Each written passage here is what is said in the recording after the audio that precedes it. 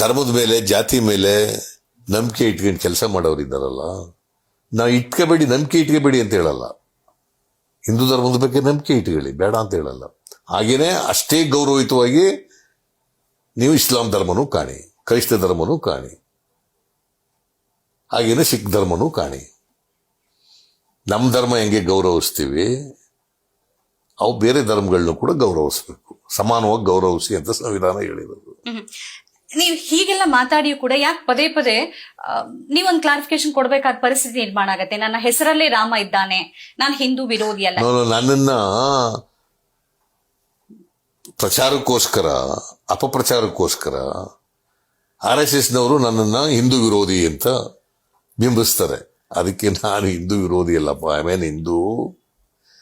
ನನ್ನ ಹೆಸರಿನಲ್ಲೇ ರಾಮ ಇದ್ದಾನೆ, ನಾನು ನಿನಗಿಂತ ಜಾಸ್ತಿ ದೊಡ್ಡ ಹಿಂದೂ ಇದ್ದೀನಿ ನಾನು, ಹಾಗಂತ ಹೇಳಿ ನಾನು ಹಿಂದುತ್ವಕ್ಕೆ ಅಂಟ್ಕೊಂಡಿಲ್ಲ. ನಾನು ಎಲ್ಲ ಧರ್ಮದವ್ರನ್ನು ಕೂಡ ಪ್ರೀತಿಸ್ತೀನಿ, ಗೌರವಿಸ್ತೀನಿ, ಎಲ್ಲ ಧರ್ಮದವ್ರನ್ನು ಕೂಡ ಸಮಾನವಾಗಿ ಕಾಣ್ತೀನಿ. ನಿಮ್ಮ ರೀತಿ ಸುಡೋ ಜಾತಿವಾದಿಗಳಲ್ಲ ನಾವು, ಸುಡೋ ಹಿಂದೂವಾದಿಗಳಲ್ಲ ನಾವು ಅಂತ ಹೇಳ್ತೀನಿ ಅಷ್ಟೇ.